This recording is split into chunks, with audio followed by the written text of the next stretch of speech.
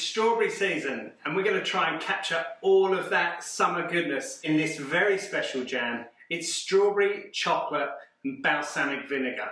This jam is so delicious. It's so versatile as well. You can make a batch, pop it in the jars, keep it in your pantry, use it wherever you like. You could use it in this Lamington Stack. Sensational. If you want the recipe for the Lamington Stack, there's a link in the comments below and it's on Studio Kitchen. Equipment wise, grab a large heavy bottom pan. I've got a hand blender, also got a heat resistant spatula, as well as digital scales and a thermometer. And I've also got a container with a lid for the fruit, a mixing bowl, got some jars and a funnel for when I'm bottling up. I like to make my jam over 2 days, so this is a two-step process. And the first step is macerating my fruit in the sugar. And I love to do this because it really helps to break down the fruit and it creates a quicker cook for my jam on the second day. The reason I want a quicker cook is to try and keep all of that vibrancy and all of that flavour from the fruit.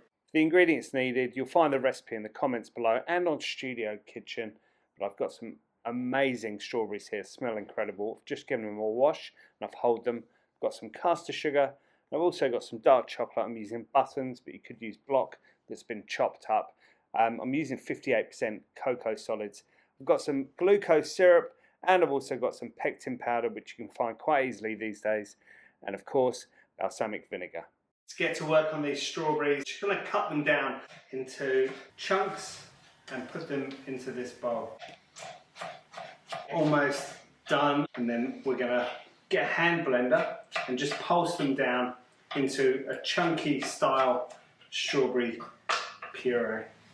Okay, that's good. Next we need to break these down a little bit more. So I'm going to use a hand blender just to blitz them down. We don't want strawberry puree. We want something that's nice and thick and chunky because we need to keep the integrity of the fruit inside our jam. Break down the fruit with the hand blender, just pulsing it down before adding half the sugar into the bowl. We're just going to mix that fruit with the sugar. We're going to pop this into the pan.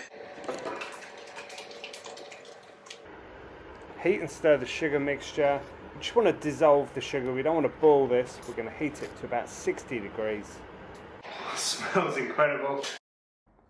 Okay, now grab your container and we're just going to pour all of that mixture into the container. We're going to let it cool down.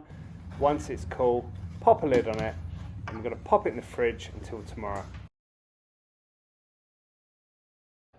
Alright, day 2 jam making. Grab that fruit out of the fridge. Smells incredible. Get it into a heavy bottom saucepan. Now it's time to add that pectin powder into the remaining sugar. Put it in a bowl, just give it a good stir. Make sure it's mixed well.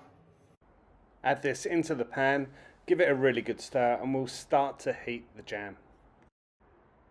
Stir that sugar in and then we're going to add in our glucose syrup. We're going to turn the heat up to high. We're going to cook this jam now until boiling.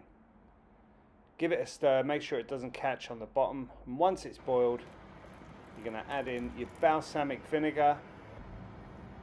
Continue to cook this jam. We want to concentrate those flavours, cook it right down and use a digital thermometer. We're going to need to cook this to about 102 to 103 degrees and that'll give you the right set. Once temperature has been reached, add a ladleful of the hot jam onto the chocolate and give it a stir just to emulsify. Now I'm happy with that, so we're going to add this back into the pan.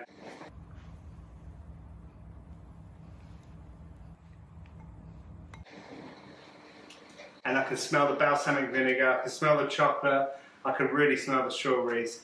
This really is a fantastic combination we've got here.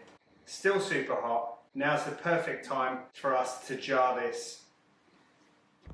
Be careful, this is super hot. Get it into sterilised jars, pop a lid on, and you are good to go. Hope you love this jam.